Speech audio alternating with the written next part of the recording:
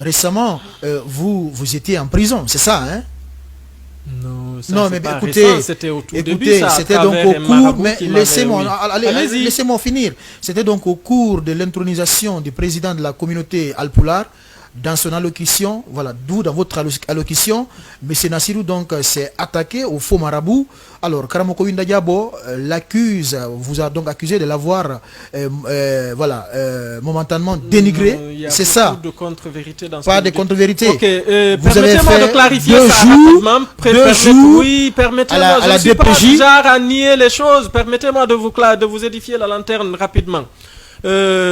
D'abord, l'intronisation dont il s'agit ici, c'était la première intronisation de feu El Sallois, Oui. paix à son âme. Paix à son âme. Donc c'est pour dire que ça fait longtemps. Il ne faut pas que vous donniez l'impression que c'est lors de la dernière Non, mais intronisation. laissez tomber ça. Maintenant, à Répondez à ce la niveau question. aussi, il ne s'agit pas de Karamoko Winda Diabo, mais d'un autre de ses jeunes frères du nom de Duo Diabo. C'est lui qui vous a mis était en venu. prison. C'est lui qui était venu dans mon exposition. J'avais exposé des documents anciens lors de cette cérémonie culturelle. Donc il est venu me provoquer, chercher une porte d'entrée. Ensuite, il a monté des accusations. Effectivement, j'ai été convoqué à la DPJ. J'ai passé 2 nuits à la DPJ, ça je le confirme. Voilà. Mais arrivé au tribunal de Dixine, on m'a carrément, c'est-à-dire je n'ai pas été détenu. Donc il y a eu des procédures. Donc il n'a pas obtenu de toutes les façons ce qu'il voulait. Mais je vous fais remarquer une chose. Si 2 marabouts se lancent un défi, ça veut dire que c'est dans la dimension métaphysique. Ça veut dire que chacun utilise ses atouts mystiques ou métaphysiques pour essayer de combattre l'autre. Si dans cet élan, on va jusqu'à ce que l'un abandonne tout ça pour venir porter une plainte dans le monde physique, ça c'est la preuve la plus éloquente que tout ce qu'il a, tous ses atouts mystiques maraboutiques ont échoué sur toute la ligne dans la dimension métaphysique. Mais dans donc, ça, c'est la raison pour laquelle qu'il a fait cette tentative de plainte, et ça aussi, ça n'a pas prospéré. Mais dans Donc, tout c'est de ça, cela qu'il s'agit. mais depuis lors, vous avez mis de l'eau dans vos veines.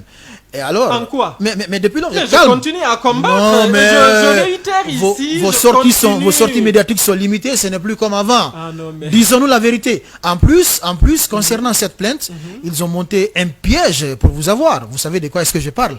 Oui, si, Voilà. ça justement c'est de la sournoiserie. Voilà. Il ne faut pas avoir besoin de monter des pièges. On vous a demandé de venir prendre de l'argent, c'est dans cette circonstance. Écoutez. Mais là, laissez-moi aller. C'est pas vrai. Non, mais c'est une réalité. On vous a demandé de venir. Vous pouvez dire, moi je suis un acteur. Vous, on vous a rapporté des choses. Qui m'a rapporté des choses? Non, mais moi je suis un acteur. D'accord. Si vous n'êtes pas un des acteurs, alors qu'est-ce qui s'est réellement passé dans ce dossier? C'est-à-dire, d'abord, je dis carrément que personne ne m'a attiré pour de l'argent. Lui, il m'a appelé en me disant que, écoute, je suis d'accord avec ce que tu as dit. J'ai découvert que le maraboutisme, ce n'est pas bon du tout. Donc, viens m'aider, c'est-à-dire, viens m'expliquer la procédure du repentir. C'est effectivement ça qu'il m'a dit. J'ai dit, alors, ok, je vais vers là-bas, donc attends-moi sur place. C'était à la T6. Et là, il avait programmé déjà. Les gendarmes. Il n'y avait pas besoin de tout cela. Moi, si les autorités me font appel ici, je me lève moi-même, je vais. Donc, il n'y avait pas besoin. Mais de toutes les façons, ça n'a pas prospéré parce que c'était vide et... De toutes les façons, il vous a mis en prison, donc laissons tomber cette partie. Ça, c'est le passage obligé de tous les grands hommes. Non, je suis désolé. Je suis désolé, évitez ça. Arrêtez de dire ça. C'est pas vrai. Oh, je suis libre de dire. Franchement, voilà. De toutes les façons, vous avez fait la prison et depuis lors, vous êtes resté calme. Voilà. Dans ces dossiers, vous n'avez pas eu raison. Voilà. En plus, on va donc rapidement. Voilà, il est presque l'heure. Voilà, donc de fermer portes et fenêtres de l'émission.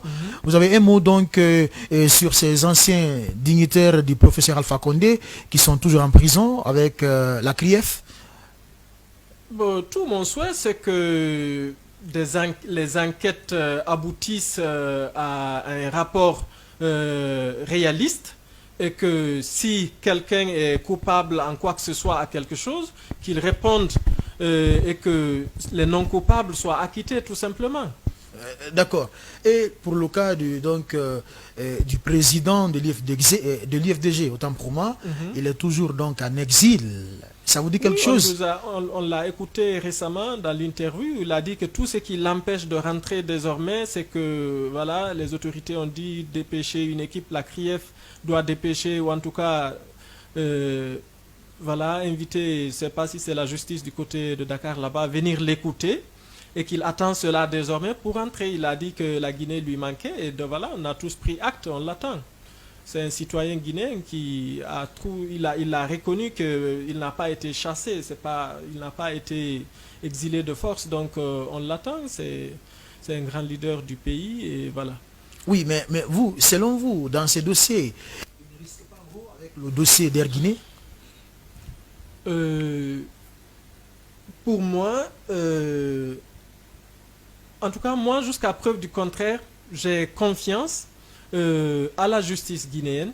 Je crois qu'il peut rentrer tranquillement et que le travail sera fait de toutes les façons. Toute la population, toute l'opinion nationale et internationale est témoin de tout ce qui est en train de se passer. Je crois que si il est complètement innocent, et il sera relâché, il va continuer ses activités politiques normalement. Ah, ok, alors beaucoup disent que vous êtes un militant de l'IFDG. Vous confirmez ça? Non, mais comment vous pouvez le dire? Je suis un militant du PDG RDA. Non, mais arrêtez, ne changez pas d'avis dans ce studio. Non, mais voilà, si vous n'êtes pas informé, permettez-moi de vous informer. Sûr. Moi, je suis allé adhérer au PDG bien sûr, RDA je suis informé. J'ai adhéré au PDG RDA et ça a été médiatisé. Ça ne s'est pas passé en cachette. Et auparavant, avant cela, je n'avais milité dans aucun autre parti politique, c'est clair. Voilà. Allez-y. Ok, donc ça veut dire que vous n'avez jamais milité dans l'IFDG? Non. Non? D'accord. Ok, et dans l'avenir, rapidement?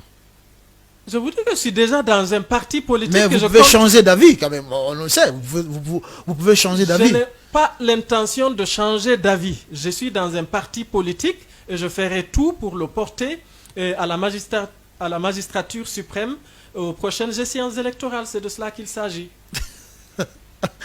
Ok, donc ça veut dire, selon vous, est-ce que le président de l'IFDG est vraiment présidentiable, M. Soldat Diallo?